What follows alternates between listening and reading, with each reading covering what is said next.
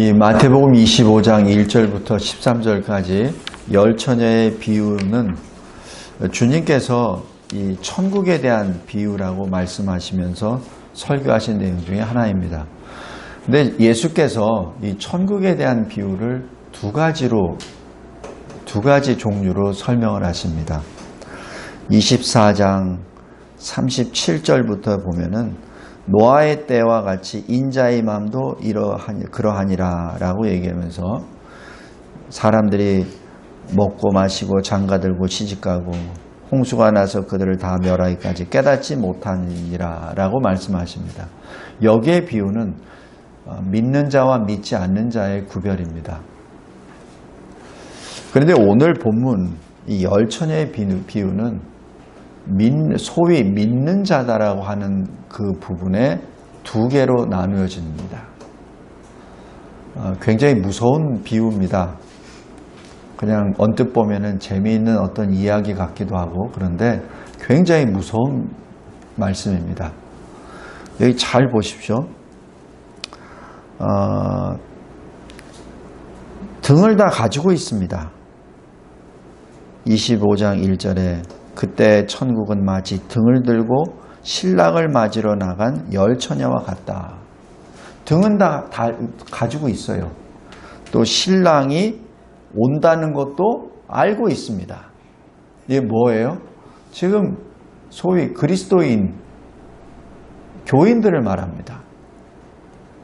왜냐하면 믿지 않는 자는 아예 이거를 여기에 들어오지도 못해요. 믿지 않는 자가 무슨 신랑이 올 거를 예측하고 등을 준비합니까? 전혀 준비하지 않죠. 이 비유는 교회를 향하는 엄위하신 말씀입니다. 굉장히 무서운 말씀이에요. 너희들이 교인이냐? 너희들이 참 교인이냐? 너희들이 그리스도인이냐? 너희들이 참 그리스도인이냐? 지금 그것을 묻는 겁니다. 굉장히 무서운 비유입니다. 소름이 쫙쫙 끼치는 비유입니다. 1절 잘 보세요. 10명의 처녀가 있는데 신랑이 온다는 것을 알고 있어요.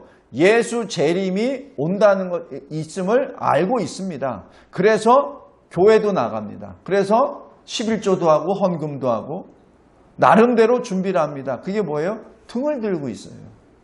다 등을 들고 있어요. 믿지 않는 자는 등도 없죠. 신랑도 기다리지 않죠. 근데 신랑 온다는 것도 알고 있고 여기에 따라서 등불이 필요하다는 것도 알고 있습니다. 그러니까 등을 들고 있지. 그죠?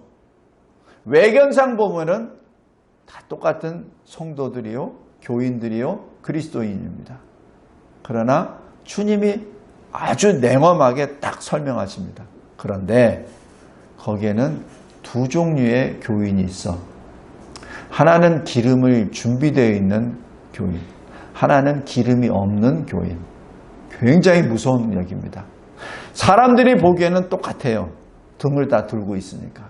또 신랑 예수 그리스도의 오심을 기다린다고 입술로는 다 고백하니까 다 똑같죠.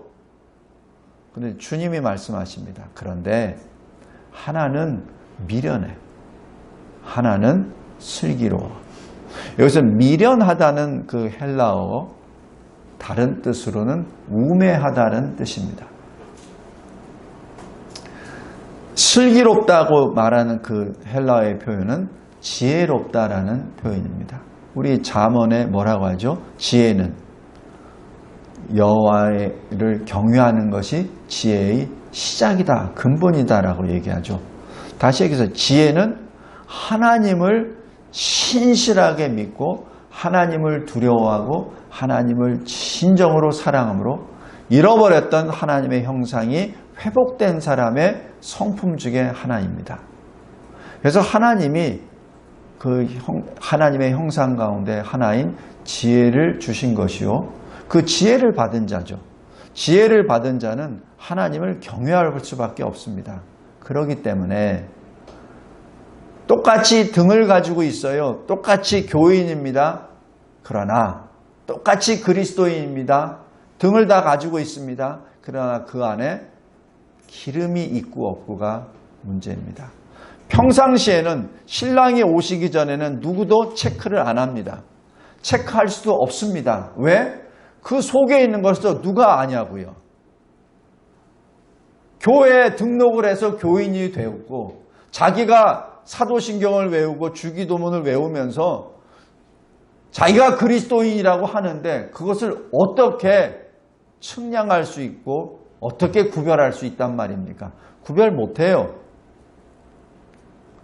그러나 주님은 이렇게 말씀하십니다. 어떻게 구별하냐고? 거기에 기름이 있나 없나가 척도야. 여기서 기름이 뭐죠? 여기 보면은 기름을 사가지고 넣어라 이런 표현이 있습니다. 그런데 사왔습니까? 못 샀어요. 샀다는 표현이 없어요. 문이 닫히니까 그냥 달려드는 거지. 이 기름은 살 수 있는 게 아닙니다.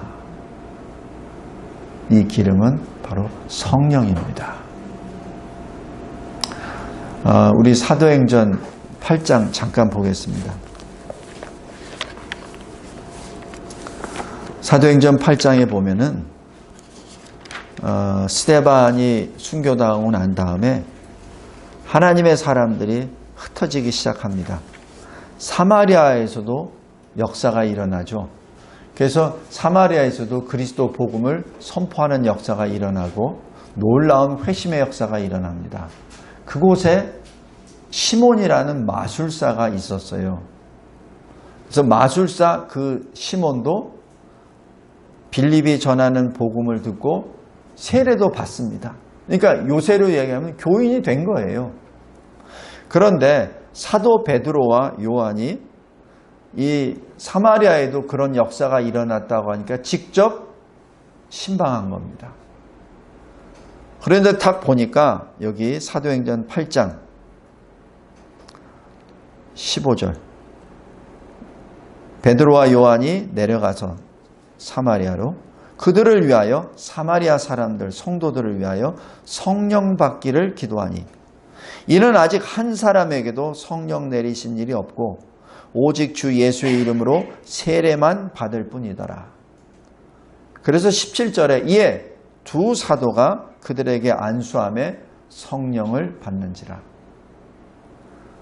그러니까 18절에 시몬이 어떻게 하죠? 사도들의 안수로 성령 받는 것을 보고 돈을 들여 말합니다. 이 권능을 내게도 주어 누구든지 내가 안수하는 사람은 성령을 받게 하여 주소서라고 그렇게 베드로 요한 사도에게 돈을 주며 말합니다. 이게 왜 이렇죠? 마술사 시몬은 지금 형태상으로는 교인입니다. 세례를 받았어요. 사마리아 교회 교인입니다. 그런데 마음은 여전히 마술사의 마음을 가지고 있어요. 마술사가 뭐예요? 사람들 미혹해가지고 돈 뜯어내는 거잖아요.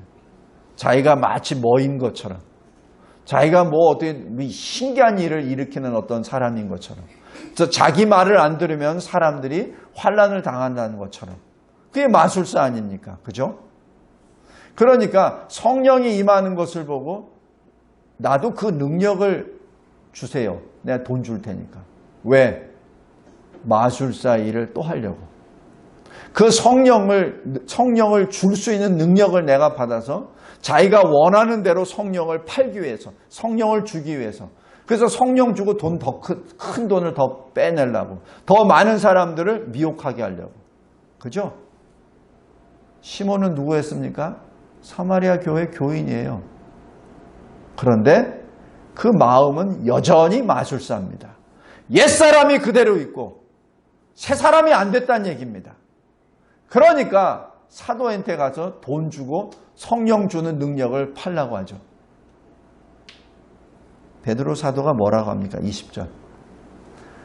네가 하나님의 선물을 돈 주고 사는 줄로 생각하였으니 네 은과 네가 함께 망할지어다.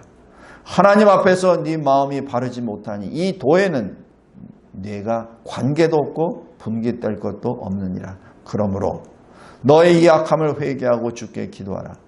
혹 마음에 품은 것을 사하여 주시리라. 내가 보니 너는 악독이 가득하며 불의에 매인 바 되었도다. 지금 사도 바울이 직격탄을 날려버립니다. 왜 그렇죠? 사도 바울이 안진뱅이였던 사람에게는 은과 금은 내가 없으니 나는 나사렛 이름으로 내가 너에게 명하노니 일어나라! 하면서 일어나게 했었던 베드로입니다. 그런데 이 마술사 이 시몬에게는 굉장히 엄한 말씀을 전합니다. 이게 베드로의 말이 아니에요. 성령의 말씀입니다. 베드로가 안수하고 기도하니까 성령이 임했더라. 그럼 베드로가 능력이 있어서 성령을 주신 겁니까? 아니죠. 하나님의 역사죠. 단지 베드로는 도구죠. 그릇이죠. 그런데 그 베드로의 능력을 돈 주고 살려고 한 것이죠. 왜?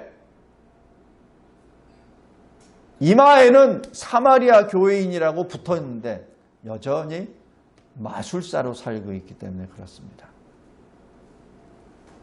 이때 시몬이 뭐라고 하죠? 24절. 나를 위하여 주께 기도하여 말한 것이 하나도 내게 임하지 않게 하소서. 이것은 회개 기도가 아닙니다. 진정 회개한다면 하나님 앞에 엎드려 하나님 잘못했습니다. 내 죄를 용서하여 주소서라고 회개 기도했었어야죠. 다윗이 밧세바를 범하고 난 다음에 나단 선지자가 하나님의 명을 받고 다윗에게 오죠. 그래서 다윗의 죄를 다 낱낱이 들춰내시죠. 그때 다윗이 뭐라고 했죠? 바로 엎드려 버립니다. 그래서 어떻게 고백해요? 하나님 앞에서 내가 범죄하였나이다. 그게 회개 기도입니다. 그런데 여기 시몬은 어떻게 해요? 베드로에게 기도합니다. 성도 여러분, 이것이 천주교의 기도 방법입니다.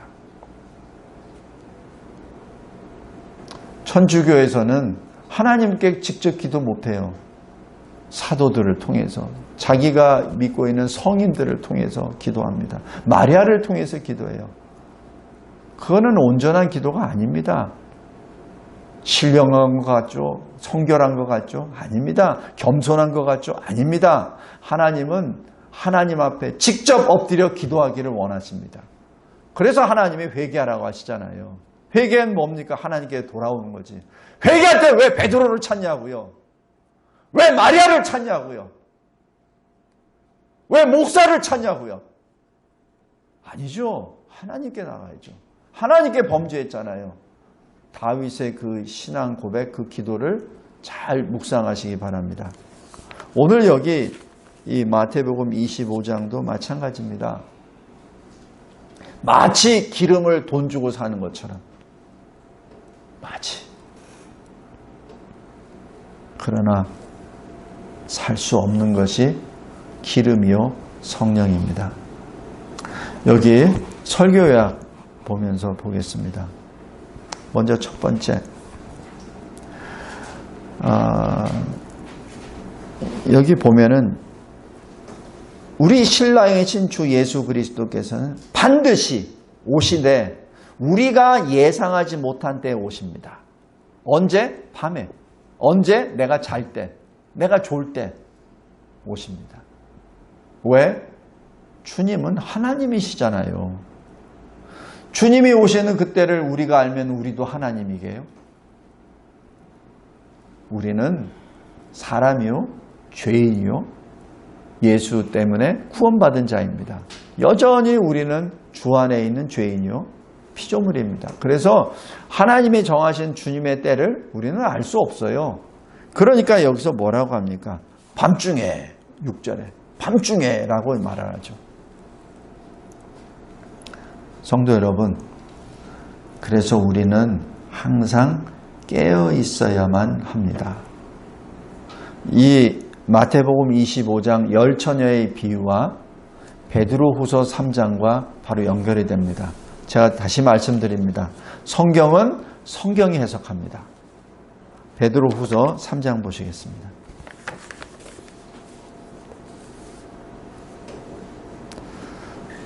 베드로후서 3장 8절부터 13절까지 쭉 보시기 바랍니다. 베드로후서 3장 8절부터 13절. 8절에 사랑하는 자들아 주께는 하루가 천년 같고 천년이 하루 같다. 이 한 가지를 잊지 말라.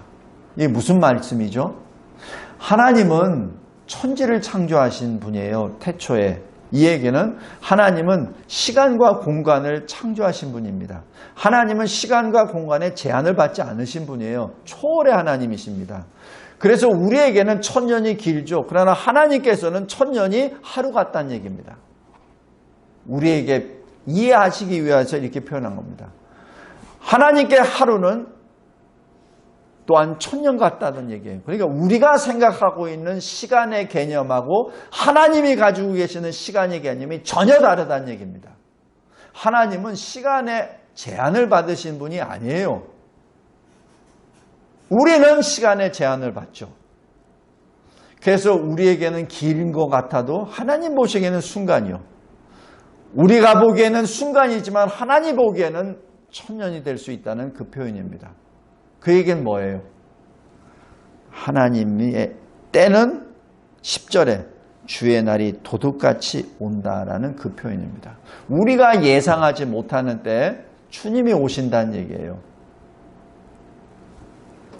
성도 여러분, 주님은 반드시 오십니다.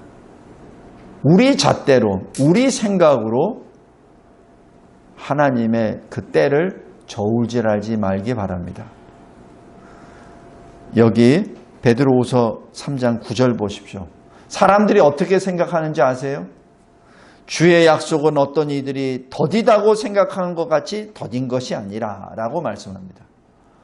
어떤 사람들은 말해요. 오늘이 벌써 2023년 아니냐. 주님이 오신 지 2000년이 지났는데 아직도 오신다고 했는데 아직 오시지 않았으니까 오시지 않는 것이 아니냐라고 그렇게 말합니다. 로마 캐톨릭의 그 교황 주기경단에서는 이렇게 말합니다. 주교단에서는 주님이 술 먹고 실수하신 거야. 그런 말을 공건하게 하는 것이 천주교 캐톨릭입니다. 농담합니까? 주님이 말씀하시는 것이 술주정으로 들립니까? 그것이 진정으로 하나님의 말씀을 경홀히 여기고 만홀히 여기는 죄악 중에 큰 죄악입니다.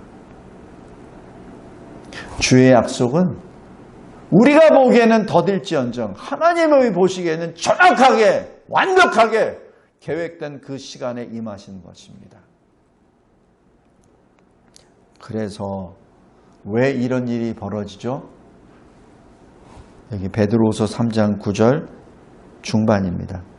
오직 주께서는 너희를 대하여 오래 참으사 아무도 멸망하지 아니하고 다 회개하기에 이르기를 원하시느니라.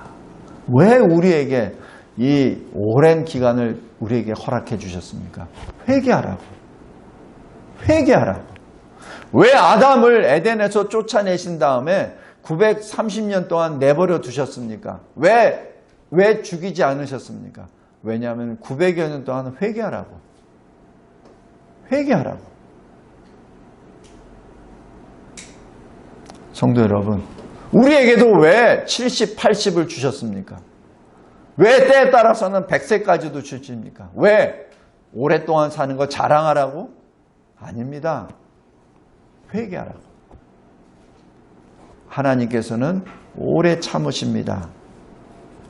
왜? 회개하라고. 두 번째, 세상에는 두 종류의 사람이 있습니다.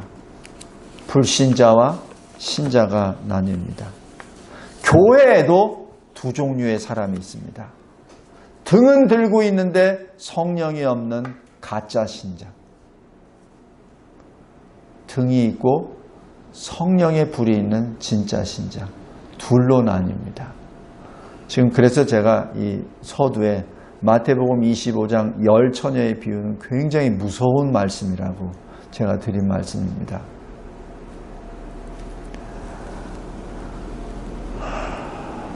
미련한 자는 성령이 없습니다. 형태상으로는 교인인데 그리스도인인데 그 마음에 하나님을 두기를 싫어합니다. 하나님을 두기 싫어하는 것에 나타나는 증거가 뭐죠? 말씀 안 읽어요. 기도 안 합니다. 그 증거입니다. 성경 안 읽습니다. 기도 안 합니다. 그것이 미련한 자요, 우매한 자입니다. 로마서 1장 보십시오. 제가 다시 말씀드립니다. 성경은 성경이 해석합니다. 로마서 1장 28절입니다.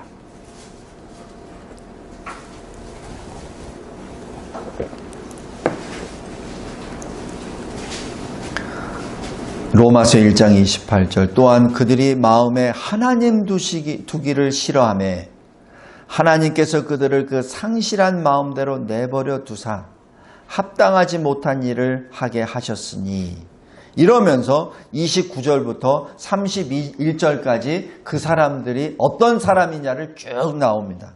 불의, 추악, 탐욕, 악의, 시기, 살인, 분쟁, 사기, 악독, 수군수군, 비방, 능욕, 교만, 자랑, 악을 도모하고 부모를 거역하고 31절 보시오. 우매한 자, 배약하는 자, 무정한 자, 무자비한 자. 여기서 우매하다는 것이 바로 미련하다는 것과 똑같은 말입니다. 성도 여러분, 바로 그러한 자들은 마음에 하나님 두기를 싫어합니다. 굉장히 두려운 말씀입니다. 하나님께서 그들을 그 상실한 마음대로 내버려 두신다는 표현은 그냥 하나님께서 매정하게 그냥 못 본 척 하신다는 것이 아니라 그냥 그 악한 대로 내버려 두신다는 얘기입니다. 성도 여러분, 믿음은 우리가 강요한다고 생기는 게 아니에요.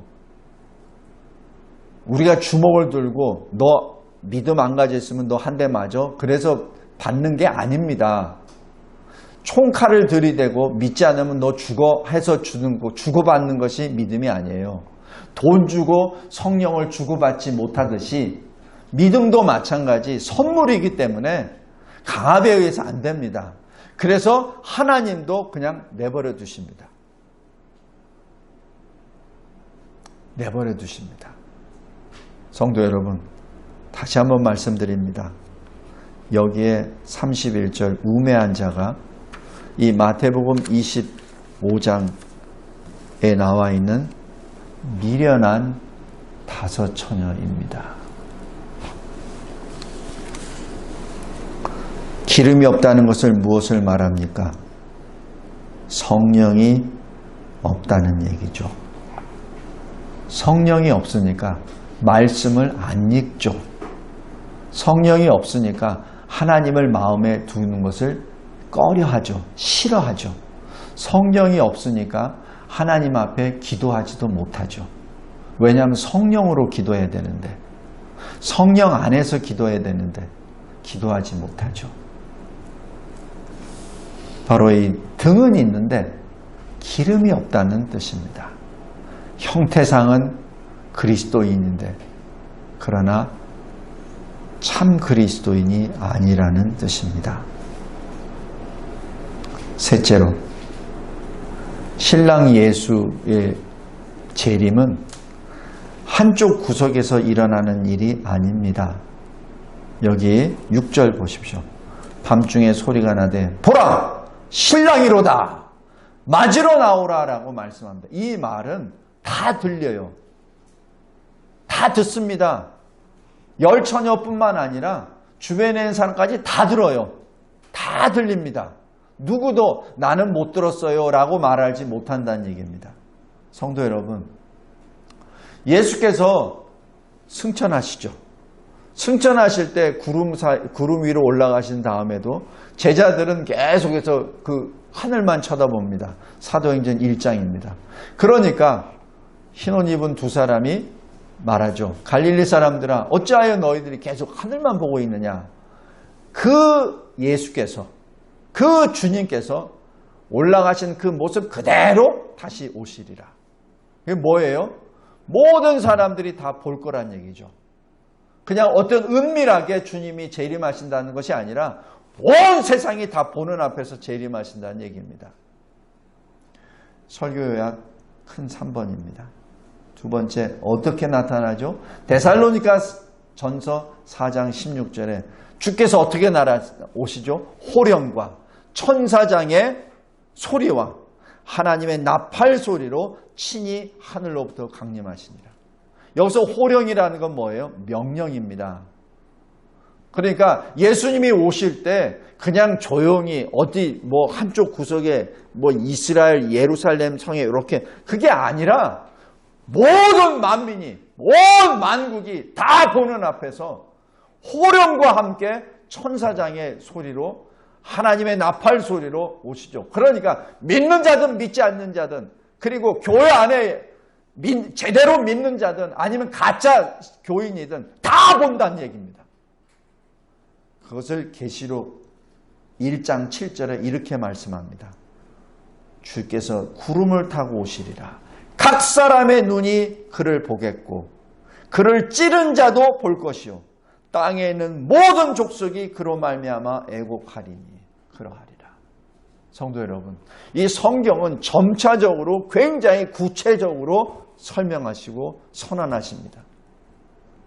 그냥 사도행전 1장에서는 그냥 이 승천하신 대로 내려오실 거라고 말씀하시지만 데살로니가 전서에서는 그 오는 그 모습을 설명해 주시고 계시록 1장 7절에서는 그것보다 더 분명하게 말씀해 주십니다.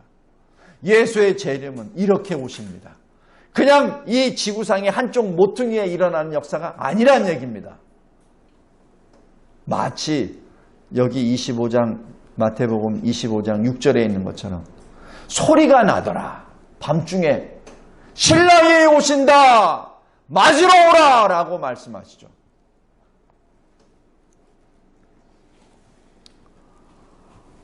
성도 여러분, 그 기름을 항상 준비하는 저와 여러분이 되길 바랍니다. 그 기름의 열매가 뭐죠? 갈라디아서 5장에 성령의 9가지 열매예요.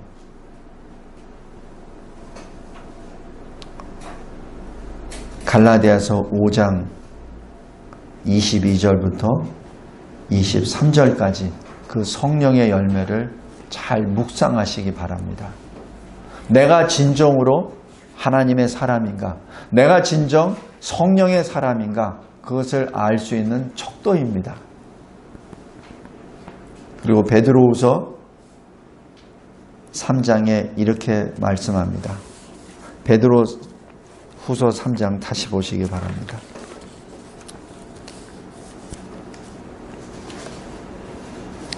10절에 주의 날이 도둑같이 오리니 그날에는 하늘이 큰 소리로 떠나가고 물질이 뜨거운 불에 풀어지고 땅과 그 중에 있는 모든 일이 드러나리로다. 때문에 문이 열릴 수가 없어요. 그래서 문을 두드리죠. 주여 주여, 내가 세례받았습니다. 나는 교회 생활을 50년 했습니다. 60년 했습니다. 나는 선교도 했습니다. 나는 전도도 했습니다. 나는 교회도 세웠습니다. 라고 부르짖죠.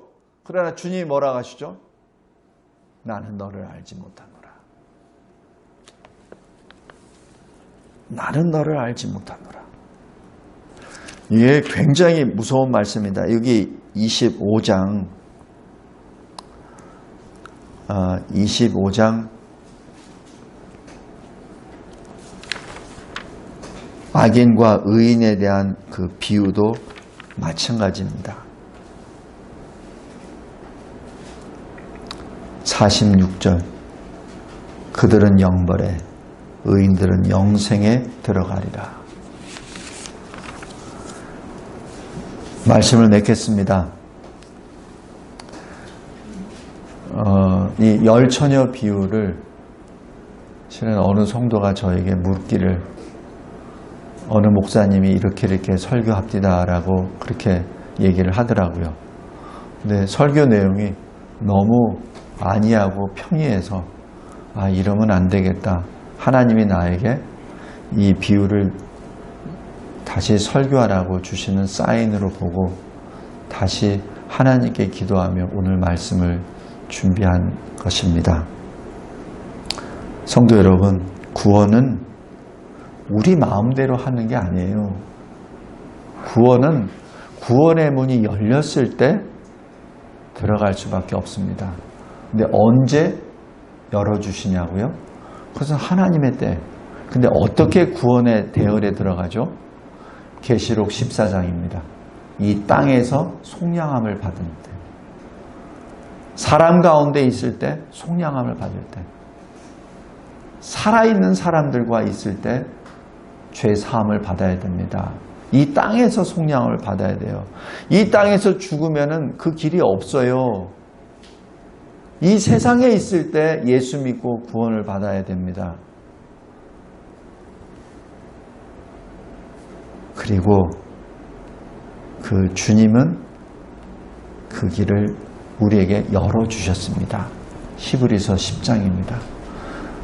십자가에 달려 죽으심으로 그의 몸을 단번에 하나님께 드리심으로 말미암아 우리가 거룩함을 입었고 우리가 새로운 살 길로 들어가 하나님의 지성소, 바로 그 지성소에 직접 들어갈 수 있는 담력을 얻게 되었습니다. 그것이 히브리서 10장의 주제입니다. 성도 여러분, 주님의 말씀을 늘 마음에 새기기 바랍니다. 오늘 이게 25장 13절 그런즉 깨어있으라 깨어있으라 너희는 그날과 그때를 알지 못하느니라. 반드시 온다. 깨어있으라. 성령으로 깨어있기 바랍니다. 그리고 성령의 능력으로 말씀과 기도를 통하여 거룩한, 친정으로 거룩한 그리스도인 성도가 되시기를 주님의 이름으로 기도합니다. 감사하고 감사합니다. 깨어있으라. 주님이 주시는 엄미하신 비유, 설교, 진리의 말씀을 마음에 새기며 주님이 반드시 속해 오실 그날에 늘 소망하며 하나님 앞에 거룩한 행실과 경건함으로 주의 날을 간절히 사모하며 말씀과 기도로 준비하는 우리가 되게 하옵소서. 예수 그리스도의 이름으로 기도드리옵나이다. 아멘.